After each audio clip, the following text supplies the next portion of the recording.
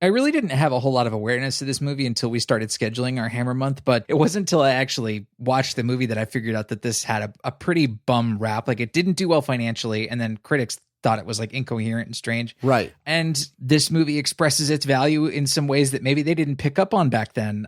There's this moment where the big bad guy says, "Hear ye, great demons of hell, watch over these, your disciples." Great. Love it. It's lines like that that really make you wonder, like, why hasn't Rob Zombie sampled that yet?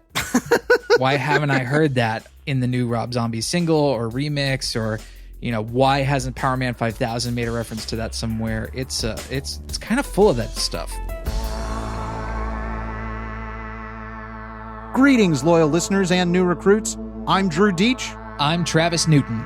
And this is GenreVision. GenreVision is a weekly movie club where we discuss horror films, action movies, fantasy flicks, sci-fi cinema, and more.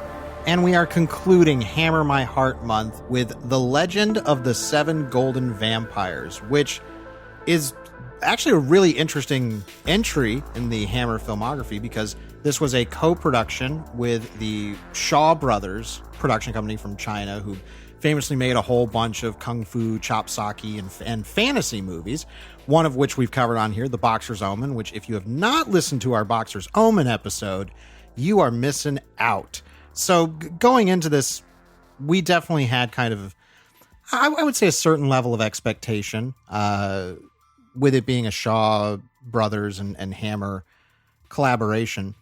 I actually think that The Legend of the Seven Golden Vampires leans more one way than it does the other, but the way that it decided to lean was probably the way we needed it to lean. Yeah, it is fairly apparent early on when you start watching this movie. You're like, oh, this is not a typical Hammer horror film. Now, this is directed, or at least it's credited to director Roy Ward Baker, who directed the movie we did last week, which was Quatermass in the Pit. Now, there is not much of his style apparent in the first scene of this movie, in which an actor from Hong Kong dressed as sort of like a monk is winding his way up a long set of stairs somewhere in the Transylvanian countryside. The year is 1804. Turns out this monk is on the way to Castle Dracula, where he has an appointment with the Count. The monk's name is Ka, and Ka basically says, look, Dracula, where I'm from, there are these 7 golden vampires, and they used to rock. They were ruling this shit. People were miserable, and it was great. That needs to come back. And I think you're the guy to do it, Dracula. And Dracula's like, you got a deal, but I'm going to have to look like you for the rest of the movie. The setup is fine. The Dracula thing was actually forced in by Warner Brothers, who is distributing the film in the U.S., but it ain't Christopher Lee. No, it's an actor called John Forbes Robertson, and he only appears as Dracula in the beginning and ending of literally like the first 3-4 minutes of the movie and maybe the last 2 minutes of the movie. Otherwise, he is taking on the appearance of this high priest Ka, played by Chen Shen. That pretty much kicks off the movie. Then we time travel. We jump ahead in time 100 years to 1904, in which Peter Cushing's character Van Helsing has traveled to Chongqing and is giving a lecture about vampires and specifically Chinese vampire legends. And he tells the story about the 7 golden vampires who kind of terrorized this particular town, and a farmer who decided to try and stand up against them. Even though he was unsuccessful, he ended up killing one of the vampires. So really the majority of the movie should be the legend of the 6 golden vampires. But sure, yeah. But it is this section that you start to see like, oh, this movie did not have just one director. There are scenes like, the scene of Van Helsing actually in front of his audience of people at the university in Chongqing. You can tell like, okay, this reminds me of Roy Ward Baker's style a bit from, what we've seen of it. Much more reserved, certain kinds of camera movement. And then they cut away to this flashback and you're like, this is an entirely different style. Yes, the credited director for this is Roy Ward Baker, but I'm willing to wager, easily over half of the movie was not directed by Roy Ward Baker. This was shot, I believe, entirely in Hong Kong. Yep, that's what it says in the credits at least, but I believe it. And the other director was a guy named Chang Che, who was like hugely prolific. Directed a ton of Shaw Brothers movies, a lot of wuxia movies, a lot of kung fu movies. And the fact that he didn't get any kind of credit for this at the time, I think is fucking criminal, because the disparity of the two directorial styles in this movie is like really apparent. That's not really a problem, but Chang Che he's owed this. I mean, like, God damn it, this guy deserved the credit. Absolutely. Because the sections that Roy Ward Baker clearly, directed are the boring parts of the movie. Because this movie introduces Van Helsing's son. I don't know. His name's like Leland or Leslie or something. Leland, Leland, yes. Whatever. The character is immensely boring and super unimportant. Has an awful moppy haircut, and he's wimpy, and he does not look at all like he is descended from the greatness that is Peter Cushing. And just in writing, he's an extremely useless character. Yes. There's nothing interesting dramatically going on with him throughout the movie. It's those scenes in which, he's talking to some other upper crusty British person that it's like, oh yeah, this is Roy Ward Baker, right? Because this is not interesting at all. But thankfully, The Legend of the Seven Golden Vampires does not remain boring hardly at all, except in the scenes where it's focusing on baby Van Helsing, as we called him. Mm-hmm. Eventually, Van Helsing, he gives his lecture and everybody walks out on him except one dude. This one dude is played by David Chang and tells him, like, look, I believe your story because my ancestors are from the village that the Seven Golden Vampires rule and terrorize. And yeah, he's like, that song's about me. Yeah, exactly. It should be noted, David Chang, another hugely prolific Hong Kong performer and director, a list of movies that he's been in just a fucking mile long. And he acts as kind of a co-lead for the movie. So he's somebody who Van Helsing actually treats as a peer, which is pretty cool. I kind of liked their working relationship. After this sequence where this character confirms to Van Helsing, like, yeah, that's my village. All that is true. The vampires exist. Van Helsing goes to where he's, staying for the night.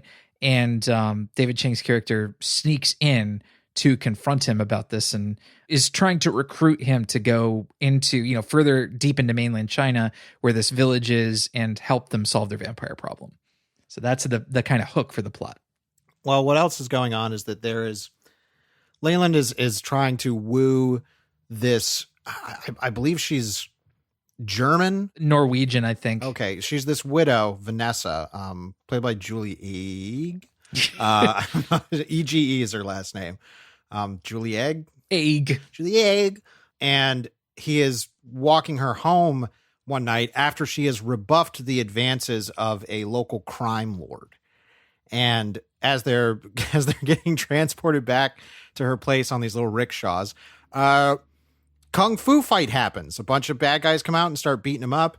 And before they can get totally trounced because they have insulted this crime lord by not allowing the crime lord to be the one to escort Vanessa home, some more of the brothers of David Chang's character, his character's name is, I think, Si Ching. Yeah. His brothers show up and we get our first big kung fu fight.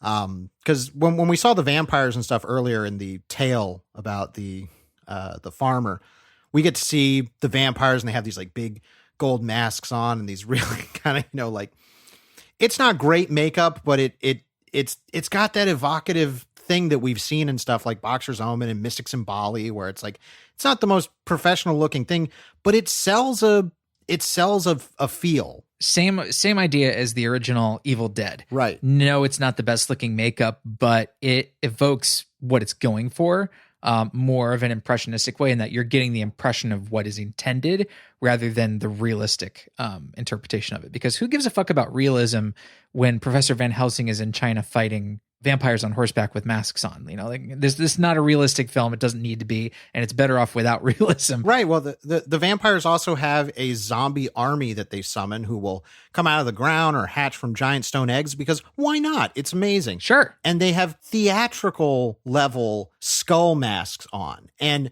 people now just look at this like, this looks so fake. This looks so ridiculous. And I'm like, how is that a negative? It's not like it's having those things and failing at executing them. This is a clear stylistic choice. Absolutely. And another one of these big stylistic choices is present in martial arts scenes. Like the big street fights, they're kind of awesome. Like really, really fun. So these, we've talked about Van Helsing's son and this wealthy Norwegian widow in these rickshaws. They're transported home, and then suddenly a bunch of goons from this crime lord's employ, come out and try to ambush them in the street. And then the brothers, the two brothers come out. It's two brothers. Two brothers.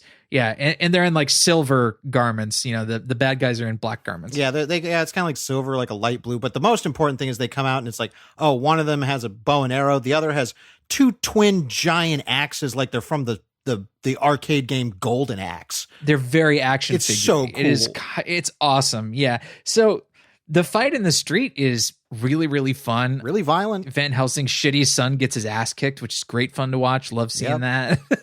Well, and this has all the kind of things you would expect from a kung fu martial arts movie of this era. There's very clear staging in the choreography. The sound effects to this make me so like pleased, because it's all that kind of like, yeah, you're going to hear the same, like, all right, what's a somebody just got cut sound? It's just like this.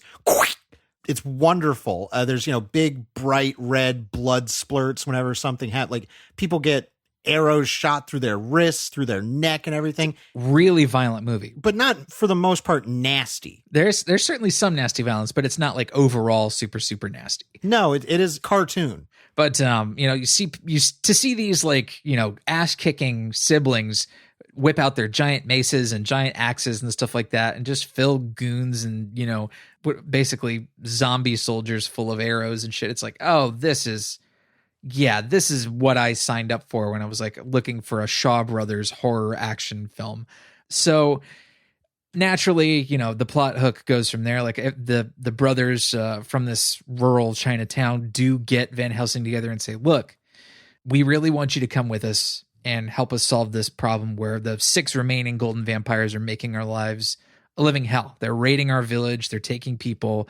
They're draining people's blood like vampires are wont to do, but they're like draining everybody's blood into like a big pot, which looks incredible. Oh, it's great. It's super cool. And Van Helsing's like, yeah, I would love to come. This is my life. I really love hunting vampires, but I don't have any money. And then who should speak up but the Norwegian widow? Yes, Vanessa. And she is stuffed to the gills with bills. She is very wealthy and willing to fund vampire hunting, which makes her a hero in my book. Well, and it's established earlier because when she's talking to Leyland at that party, it's like, you're the son of Professor Van Helsing. I would love to meet him, and I want to talk to him about vampire hunting. Like I love his work with Dracula. Exactly. Like she's already baked in that, like, yeah, I like Van Helsing even before I've met him. And as soon as she has the opportunity, she's like, I'll fund your adventure on the condition that I get to come with you. And of course, Van Helsing is like, I must protest. No. And we should say this was the last Hammer Dracula movie that Peter Cushing was in. And, we started this whole month off with his first starring film role in anything, let alone just Hammer. And my gosh, he still fucking has it. Yeah, this is definitely a surprisingly active role for a man of his age. When this came out in 1974, he would have shot this in 73.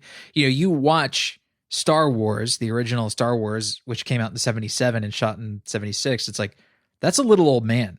But in this movie, he literally does stuff like, wield swords and torches and do fight choreography. There's one shot later where he falls in a campfire. And I was like, oh, Peter, no, don't. It was very, very alarming.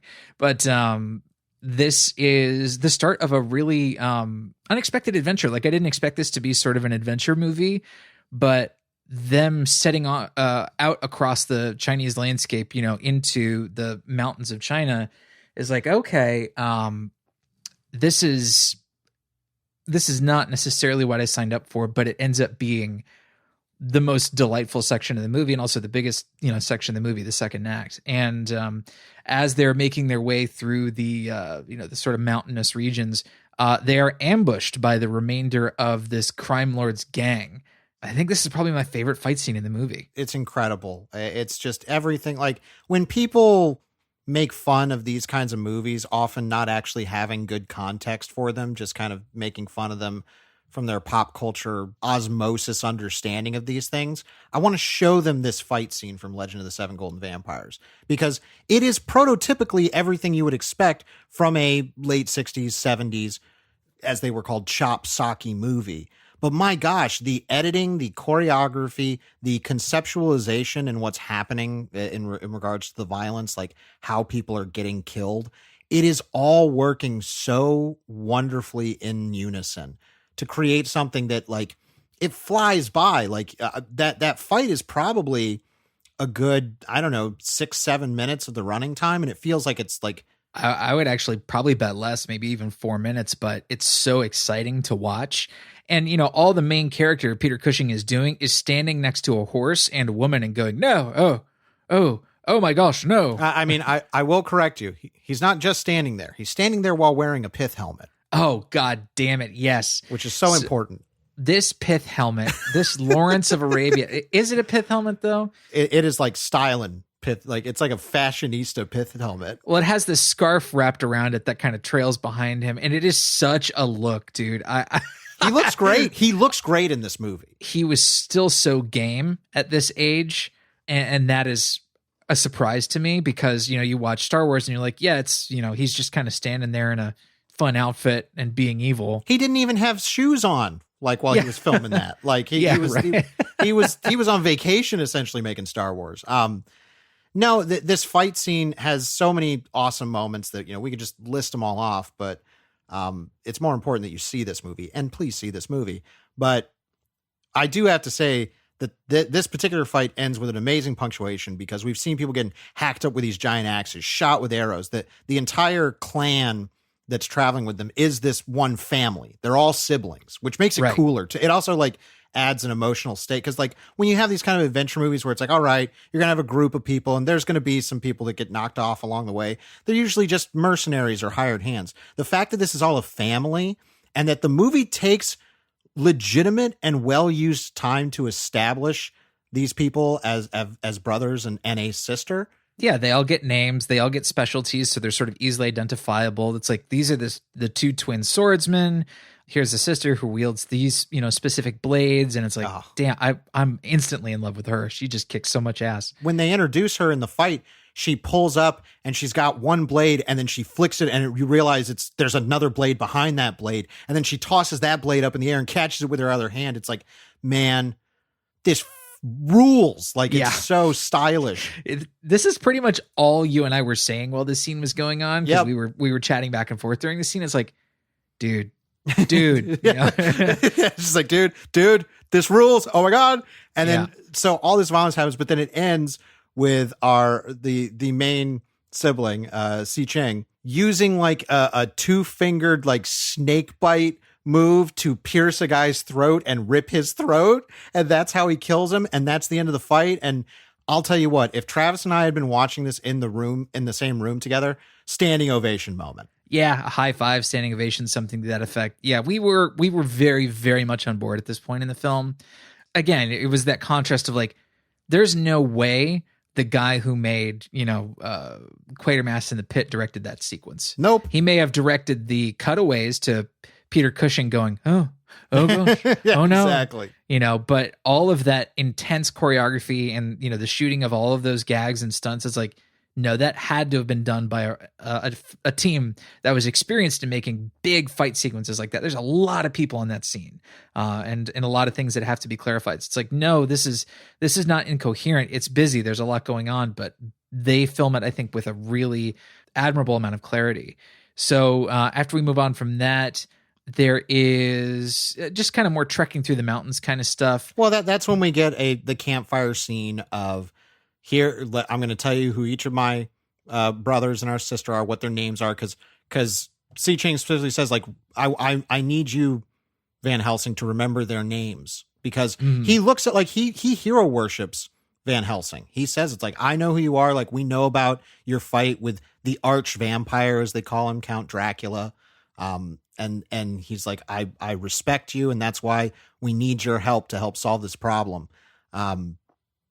Not that, I mean, by the end of it, they don't really need Van Helsing except for him to like shout out like, do this, but it doesn't really matter. And so he tells them all their names. They do a little bit of a switcheroo with the romance where you think it's going to be Vanessa and Leyland as the two white, characters are going to get together.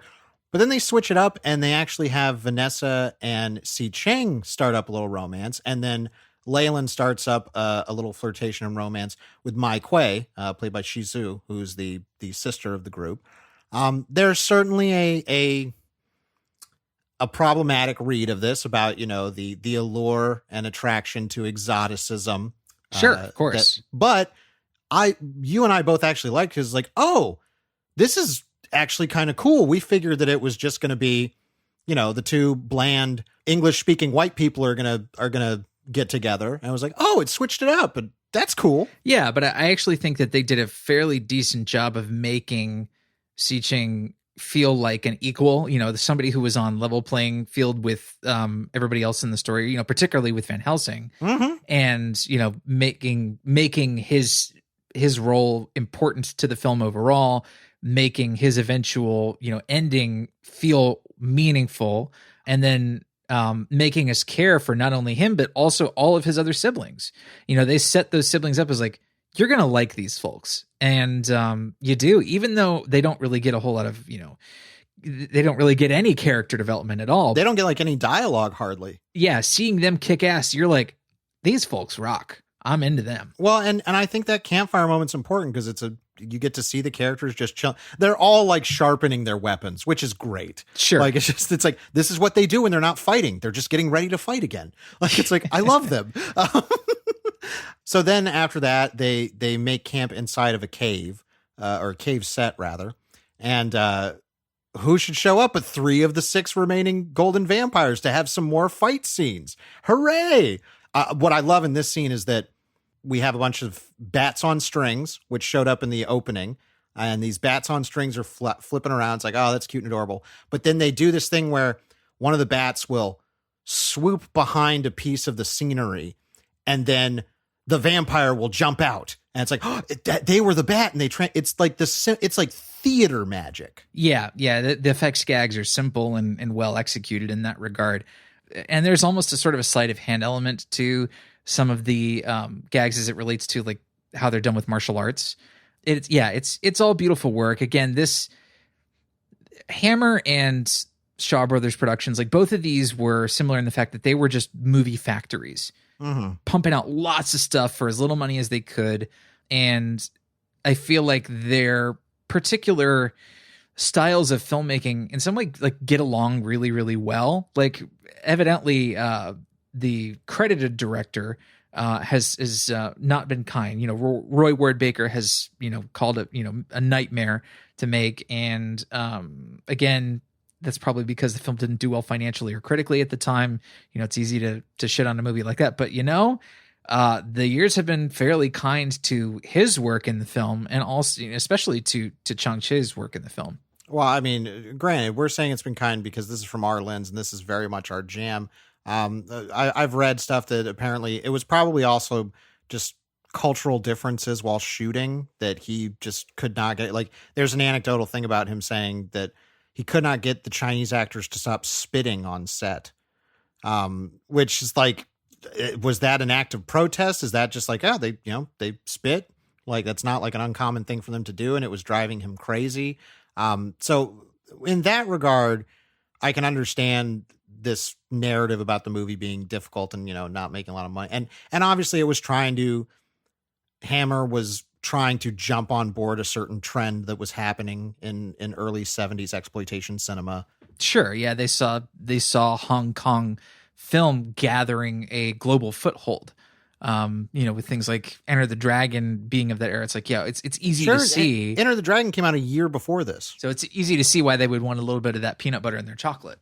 Right. And it is more chocolate than it is peanut butter because the Shaw Brothers influence, from Cheng Che and just that style of filmmaking really, really takes dominance over the movie. But I think it's for the better.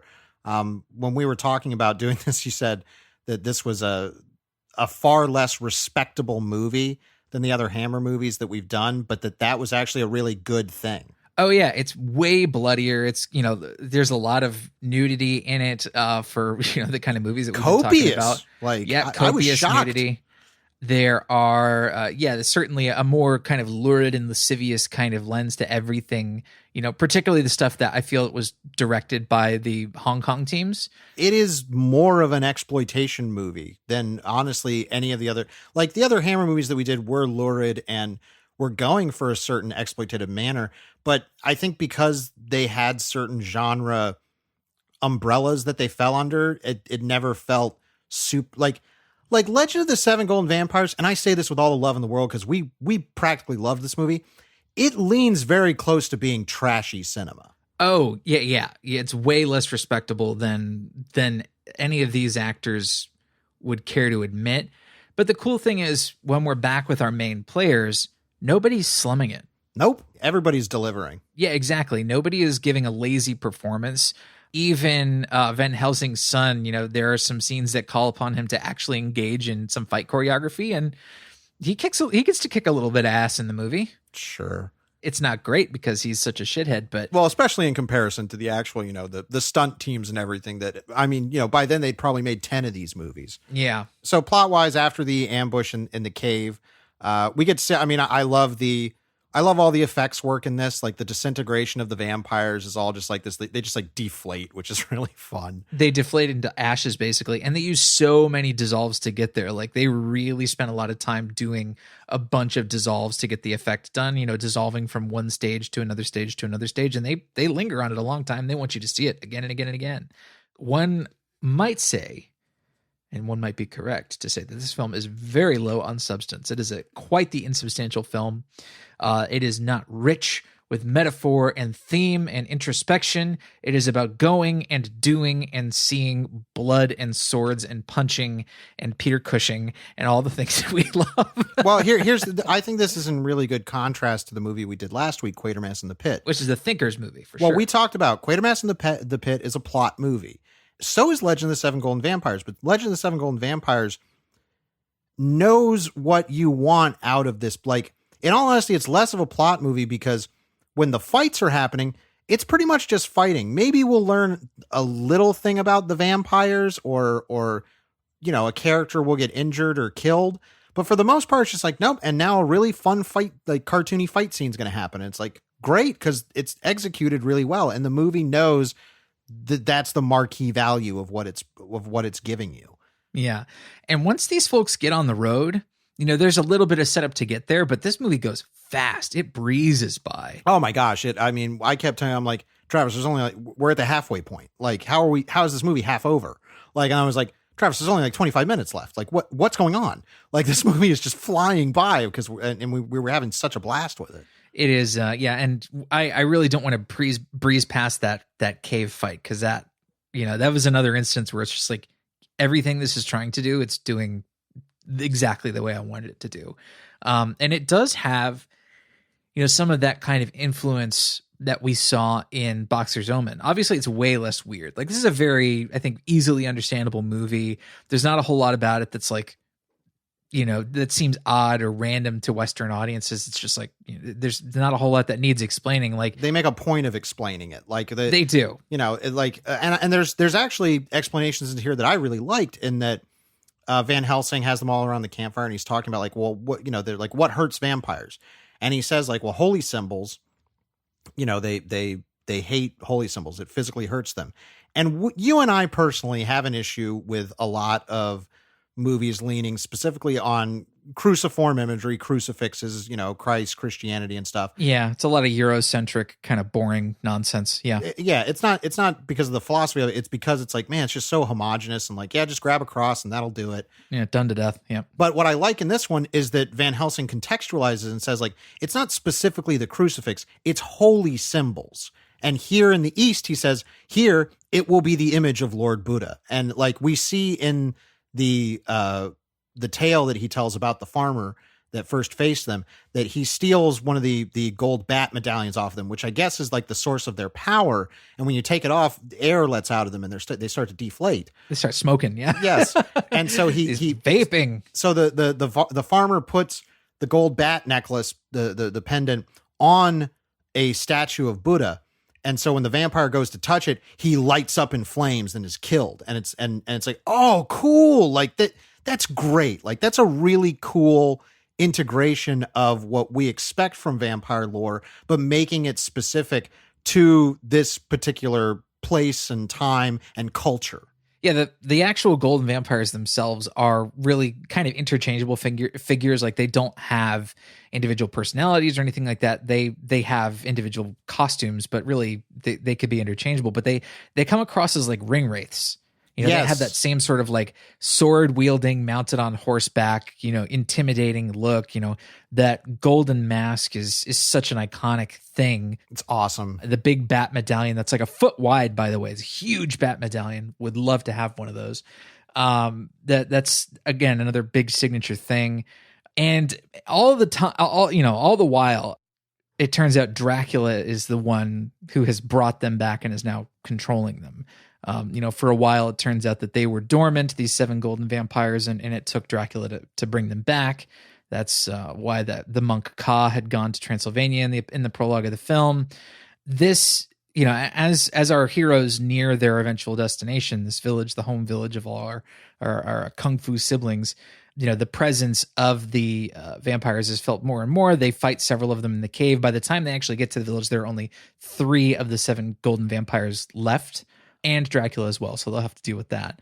And they set up for this final battle against the remaining golden vampires like it feels like a very Western kind of thing, like a very Predator thing. Or, I'm sure that there are Western films where the town has to set up Army of Darkness, exactly. That kind of same template is laid out. So you see them setting up like, rows and rows and rows of bamboo stakes in the ground, which is a fun setup for something that happens in a little bit. Mm-hmm. But the fight, the eventual like big fight, they use so many extras in the skull masks that it actually creates a sense of scale. I really was reminded on multiple occasions of things like Lord of the Rings and Army of Darkness, where it's like, oh, there's an epic fight here. This is war. Yeah, it doesn't look, as much as I enjoy it, it is like, okay, fighting out in the middle of a desert. It's like that gives you nice big open space to do your choreography. Fighting on your cave set, it looks like a set.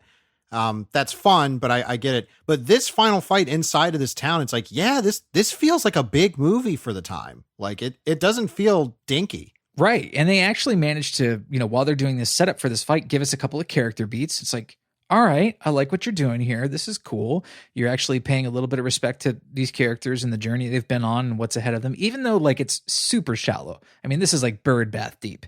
But the fact that they're spending these moments with these characters makes their eventual deaths mean something, or at least mean a little bit more. Let's get into that, because I expected that a lot of the Kung Fu siblings were going to go down. It's like there's so many of them, and this is the final fight. And this movie actually, for characters that I don't think got a line of dialogue, actually made me care about their end. When they started killing off the Kung Fu siblings, I was like, oh no. And then there's 2 that end up dying, and they clasp hands together as they're laying on the ground dying. I'm like, oh no.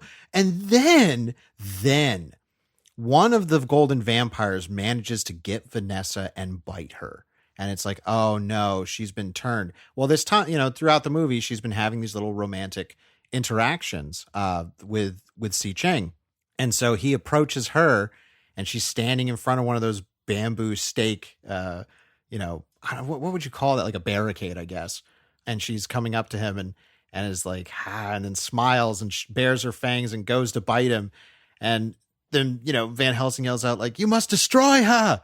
And so he rams her onto the bamboo stake barricade. We see the stake coming through her. And then he sees the bite wound on her neck disappear with a cross dissolve. Yeah, but not before she's bitten him. Yes, exactly. She's bitten. So then while he's there pushing her down on the stake, he decides to impale himself on the stake with her. So they're kebabbed together. And both you and I were just like, oh my God. Well, I mean, you and I were both like, no. I mean, we really liked these characters by this point. He was so cool. Yeah, we were having so much fun with these characters. And I really liked that the movie actually wanted to do something again, like it's shallow, but like this is emotionally weighty. I liked these characters, and I like that the movie was bold enough to take them away in a moment that was well constructed.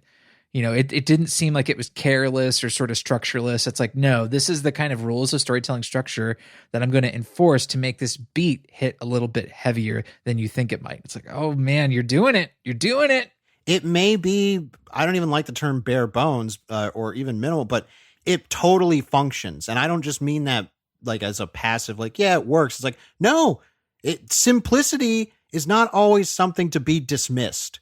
Like the simple nature of this structure with the characters and what happens to them works so much in the film's benefit to where when that happened, both you and I were legitimately affected by going, no, like we liked this character. Like the movie did its due diligence. And that, you know, especially for a kind of movie that I think a lot of people would turn their noses up at, that deserves to be highlighted. That this movie is doing its due diligence all the while also having Peter Cushing visibly on frame swinging around a giant flaming torch at vampires. Like, come on. Yeah, I can't hate it. After they deal with the remaining golden vampires, they have to confront Dracula. Well, what happens is that they get it down to one vampire, and he kidnaps the sister, Mike Way, and brings her back to the blood fondue room. Yeah, I wasn't a big fan of the fact that they damseled such a cool character. Like I really liked her, and I wasn't a fan of the fact that they damseled her, but at least they don't kill her. No, she doesn't get killed, and she doesn't get stripped like all the other women that have been in this room. Yeah, she at least her dignity is intact. Yes, kind of. but they do end up killing the last golden vampire. He gets pushed into the boiling blood pot in the middle of the room, which is dope. Yeah, and there's another series of like long dissolves while the blood pot in the middle of the room turns into like pink ashes with a bunch of like chunks in it. Yeah, it's and like, you see his gold bat medallions in there and stuff. It's like, this is so awesome. And then Ka shows up, and you know, Cushing is like, you're Dracula, aren't you? He's like, show yourself to me. Come on, you're Dracula. Show yourself. So he turns back into John Forbes Robertson. And we didn't really talk about John Forbes Robertson in this. He is a camp Dracula, not just in his performance, which is actually kind of fun, but the makeup that they've done, I have to believe this was like a Shaw Brothers or, you know, Cheng Che decision. Yeah, I'm not sure who decided that Dracula should look like this in this movie, but it's like a drag look. You know, he's got these big red lips, very luscious lips, which comes from Stoker's text. You know, they talk about like once Dracula is fed, he's kind of bloated and, you know, with big sort of luscious red lips. So I understand where the influences might have come from for this, but it's not a cool look for Dracula. It's pretty silly. And the first close up they give you of that new Dracula is like, oof, that's a strong choice there, fellas. Okay. There's a part of me that will argue for it because it fills in with the rest of the kind of theater look.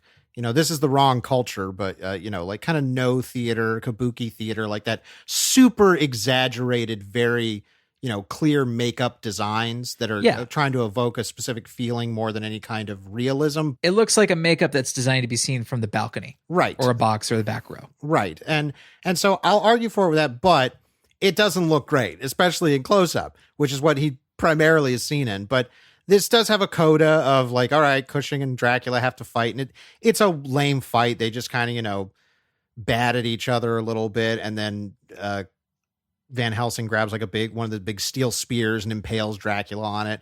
And he's laying there on one of the little slabs that they have out in the blood fondue room. And the dissolve of Dracula in this goes on for a long time. They really want to enhance the sense of finality that this is the last fucking time Cushing and Dracula meet, or Van Helsing and Dracula meet. Van Helsing got the better of him by staking him again, I guess, you know, for the last time, for whatever reason. And then the movie's over. Bang, right there. That motherfucker ends. And it's a bit of a deflated ending, but I don't have much of a problem with that because the movie that came before it was pretty boss. Really, really up our alley. I understand if somebody if you don't like 70s, Shaw Brothers kung fu movies, like, yeah, you might not have a particular affinity for this, or it just may not be your thing. But I think if you like horror movies and kung fu movies, like, you gotta see this. I feel that we could not have gone out on a better note for Hammer My Heart Month, because this was so different. This was so more particularly up our kind of, this is essentially our global gonzo entry. Yeah. And we should have labeled it as that, because it not only fits the bill by being a more international film, but it has that same kind of tone and approach. It's like, this is doing wacky stuff that's very culturally specific a lot of times. And my goodness, is it doing it extremely well and in fun ways. And the movie is, even though there are aspects of the movie that are boring, which is primarily the baby Van Helsing, overall, the movie is never boring. Like, it moves. Like, there's rarely a scene where you're like, oh my gosh. There was even a moment where that happened, where it was Leyland and Vanessa when he was walking her home, and they're just chit-chatting some stuff, and both you and I are like, oh my gosh, B for boring, please. And as soon as we said that, kung fu fight happens. I'm like, this movie knows. It knows. Out of fucking nowhere. Yeah, it really knows when to hit with those certain beats. And I don't know what this movie says about Hammer films overall, because it is so refreshingly different from the 3 films that we did in the rest of the month. Mm-hmm. I think, if anything, it speaks to Hammer's ability to change and diversify and to try other things to make money, because it's a movie factory, and that's what they wanted to do, was make money. The fact that the Dracula series spanned, that first film that we talked about, which was just kind of again, a very lightweight, condensed adaptation of, Stoker's original text. And it was like, yeah, that's a good movie, and it's a classic. My opinion on it is, it's like, well, there are more special adaptations, maybe not better adaptations, but there's certainly more special adaptations of that text. But for that franchise to eventually get to this point where it's the old classic version of Van Helsing that we saw in that movie, in an entirely new location, presented with new challenges, an entirely different filmmaking style, new sidekicks, and a brand new cast. Is like, this is so refreshing for us. I have to call the entire month a win, to the point where we've even discussed we may come back to the Hammer filmography, because we had a really good time, a really educational time. And there's so much more to explore, and ending on this movie is kind of perfect, because I think it's shown us, like, we haven't seen everything there is to see yet. Right. There's still more variety to uncover in Hammer's filmography. Yeah. And that's something we would love to come back to in the future. So hopefully we will. But now we're going to move on to the shelf, where we pick a movie that might act as a good pairing or substitute for our main topic. And we encourage you, loyal listener, to go to GenreVision.com, comment on the post for this episode with your own shelf pick, and we will feature it in next week's episode. Travis, what are you going to pull off the shelf for Legend of the Seven Golden Vampires? Once the adventure kicks off in this film, I was reminded of a few things. I was reminded of sort of contemporary riffs on more classic adventure films, particularly ones that take place in the Middle East and, what we would consider the Far East. I understand that a lot of these sorts of pulp adventures are built on outdated modes of storytelling that traffic in racist caricatures and stereotypes and, overall negative things. But I couldn't help be reminded fondly, very warmly reminded, of the Stephen Sommers adaptation of The Mummy, which is a great movie. And, aside from a few CGI effects that don't hold up well today, is I think well on its way to being a modern classic.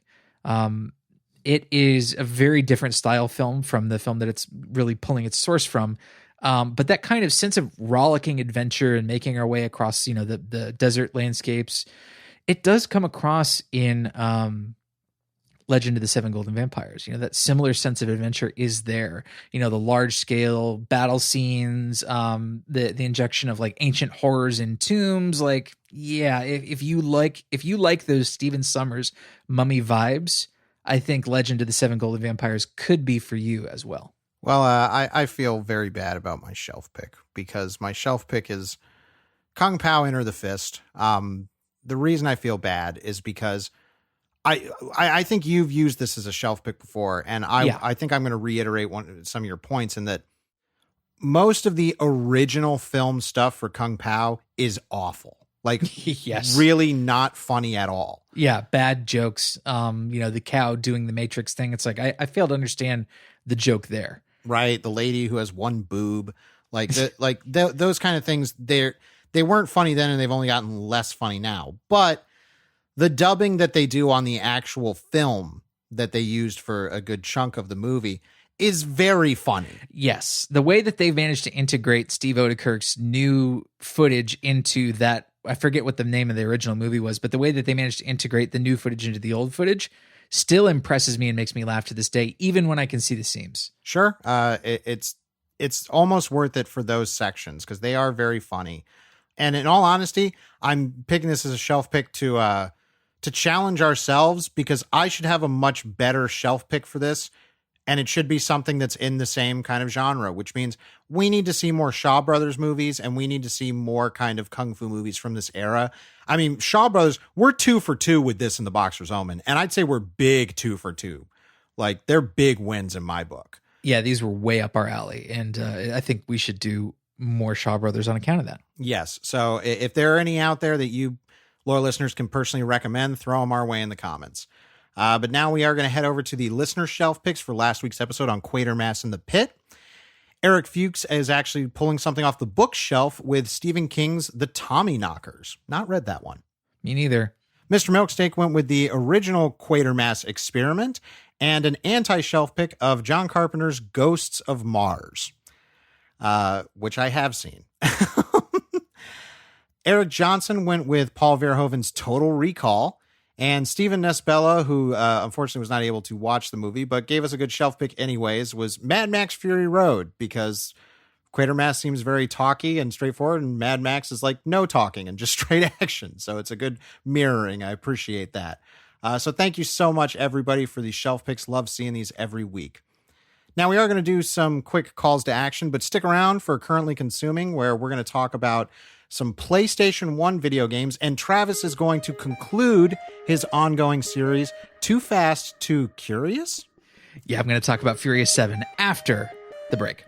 So we have some really good news in that if you go to GenreVision.com and go to our schedule page, we have the schedule up for March and April. For March, our theme is called March Madness, where we're doing a bunch of mad scientist movies. And April is going to be Fighting Fools, where we're doing a bunch of action kind of, sort of, I can't really call them kung fu movies, but they're like fist fight movies, we'll call them. I call them showdowns and throwdowns. That's what I describe them as. There you go. We're actually doing one new release. We're going to do Godzilla vs. Kong. Yep. And we will definitely be talking about, in some capacity, the new Mortal Kombat movie coming out that month as well. So listen up for April's Fighting Fools, and we know you all will have fun with March's Mad Scientists. So go check out the movies we're doing for that month. And every week we do a pre-show at our Patreon at patreon.com/GenreVision. This week's pre-show, we talked about Monster of the Week, a tabletop RPG that Travis, I, and a couple other friends, including GenreVision's sister Danielle Ryan. Hi, Danny. Hi, Danny. Have been playing, and we had our second session, and we talked about the session and kind of what we've been learning from the game. It's been really fun, and if that sounds interesting, we would recommend you go to patreon.com/GenreVision, become a premium member for just $5 a month. You'll get access to all the pre-shows that we've done. We have, I want to say, 50, 60, 70, I don't know how many hours of content. Well, we've done one a week ever since lockdown, quote unquote, lockdown started about a year ago. So yeah, it is a lot of content. And as always, if you really like what we're doing here at GenreVision, we are just going to straight up beg you to go to the Apple Podcast Store and rate and review the show. It helps us out more than you can actually know. It really, really does. We're not just saying that. And if you leave a written review, we promise to feature it here on the show. So if you love what we do, that would help us out. And it's a nice, quick, easy thing that you can do. Let's do some Currently Consuming. Num, num, num, num, num. Travis, take us away. It is time for a segment within a segment, and that segment is called Too Fast, Too Curious. It's about one man's journey when he gets a little bit too curious about the Fast, Furious franchise and decides to watch as many of them as he can handle.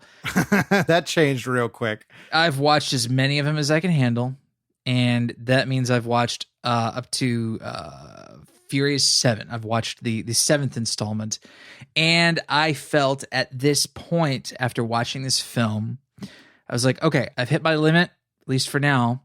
I've taken all that these movies can give me, because these films have changed so heavily from their inception. You know, they're now like giant, mega global super spy movies, and I just don't have as much interest in that, because I like when these characters are kind of just like silly, doofy street racer people who are involved in some like low level crime.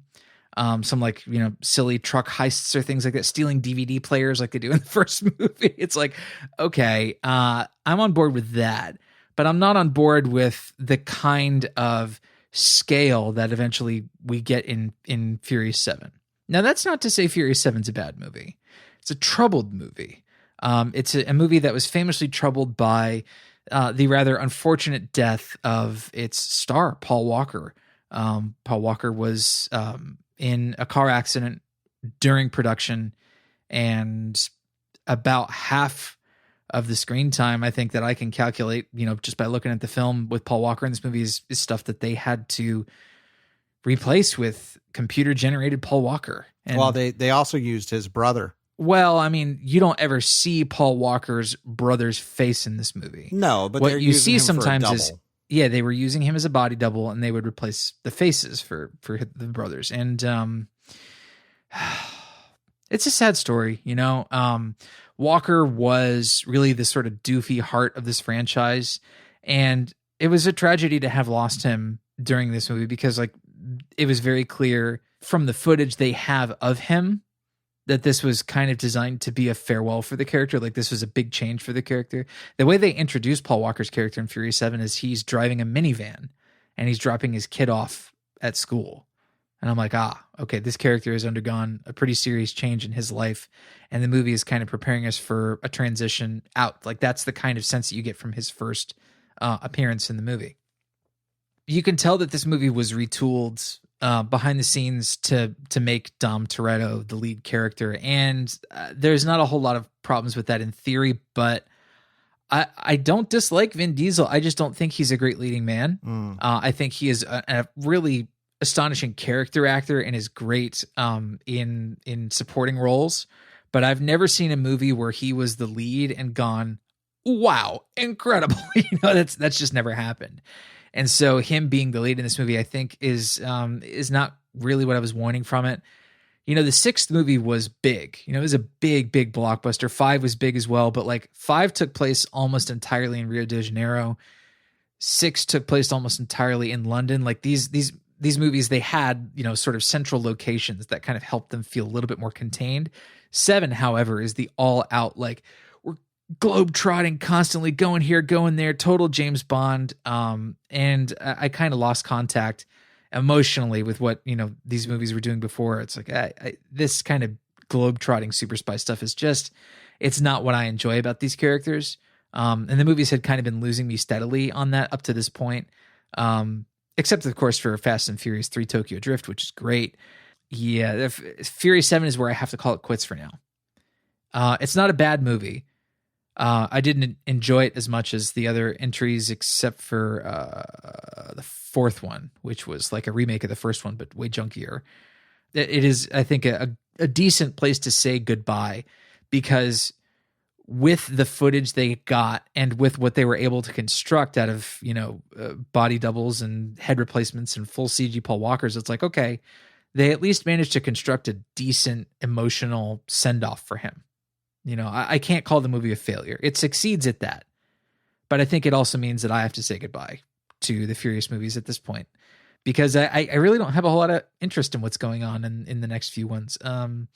I've seen enough from the 8th one to know that it's like, oh, that feels contrived, or I don't like that. It's a huge retcon that I don't like. And, you know, the Hobbs and Shaw stuff doesn't interest me. So I'm off. I'm off these movies for now. Maybe that'll change one day. I'm not swearing them off entirely. But for now, sayonara. On my end, I'm actually not talking about movies for once. I have been replaying a number of games for the PlayStation 1, a system that I'm realizing I have a lot of nostalgia for. Well, we were 11, 12, 13 when that, I mean, it's like prime nostalgia age. Well, it was a very important system for me personally because it kind of changed what I believed could be possible with video games, because there were games on it like Metal Gear Solid, for example, which I was like, this is a movie. Like, I'm playing a movie, and I never had that experience really before with other video games. And it was obviously doing things that a movie couldn't do. And it made me kind of reevaluate how story could be told in video games, because, you know, graphics limitations and programming limitations and stuff had, you know, progressed to a point for console gaming where it was like, oh, wow, they're doing things that I never expected you could do in video games as a kid. And so I've been replaying a couple games. Like I replayed Mega Man Legends, which is like an RPG third person, very different for the Mega Man series. I never played Mega Man Legends 2. So if anybody has an opinion on that, let me know. What else have I replayed? I'm currently replaying a Namco platformer called Klonoa, Door to Phantom Isle. Klonoa sounds like a name brand for a antibiotic designed for chlamydia. Okay, well, it's a cute little, like, I don't know, dog person. I don't know what they are. Yeah. But it's a very fun kind of 2.5D platformer. I've played that before. It's really fun. I'm also concurrently replaying a JRPG, Lunar Silver Star Story complete. Oh, I've heard of that. Yeah. Yeah. I had that as a kid and I never finished it because it was a reissue, because it originally, I think, came out on like Sega CD and was reissued. And then this was when they localized this and did it in America. It got this, you know, huge, big packaging, you know, with like a book that, like a big, like hardbound book that came with it and stuff, like a manual. Huh. It was also important because one of the second disc for it was just a making of, which was mostly from the localization team. They showed a bunch of stuff from the Japanese team that made the game originally, but it kind of was one of my first looks, like, oh, this is like a making of for video games. I'd watched them for movies, but I'd never really seen one for a video game before. And it was like, oh, cool. So I'm seeing like the different things that go into scenario planning and voice acting and yada, yada, yada. And so I'm also replaying that. I've never played the sequel. Again, if anybody has any opinions about the sequel, Lunar, I think it's called Eternal Blue, let me know. But I'm also just kind of looking for PlayStation 1 gems. Like, I've played all the bit, like Final Fantasy 9 is my favorite Final Fantasy, and I've played the Final Fantasies on it. I love Tactics too. Tactics also, I should say. Because somebody would be like, oh, that's called Tactics Advance. I'm like, oh, sorry, Final Fantasy Tactics as well. Yes. I will probably end up replaying that because that's another one of my favorite Final Fantasy games. There was, I have one that I played as a kid. It's another Squaresoft game called Threads of Fate, which I've not looked this up, but if there isn't like a key person that worked on that game that went on to work on Kingdom Hearts, I will be shocked, because it is like, I'm like, this feels so much like it influenced the battle system and approach to Kingdom Hearts. Never played one of those. There's some other Vagrant Story. A lot of the Squaresoft games I'm really interested in. But if there's any, what I'm really asking for this one is like, I just want recommendations for kind of gems that people feel have been undervalued or underappreciated on the PS1 library. I'm going to try out Parasite Eve as well. I never played those. I played through Parasite Eve. I rented that one. That was, I liked it at the time. I really don't have much of a sense of what it's like today, but yeah. Yeah. I think it's got a similar approach as Vagrant Story, which is like you walk around and you can press a button to basically create a sphere around yourself, and that's kind of your attack range. I think that's Parasite Eve. I think Parasite Eve does that. I'm not sure. I honestly, I'd have to replay it again, which may not be a bad idea. We'll see. Yeah. So yeah, if anybody's got recommendations, throw them in the comments.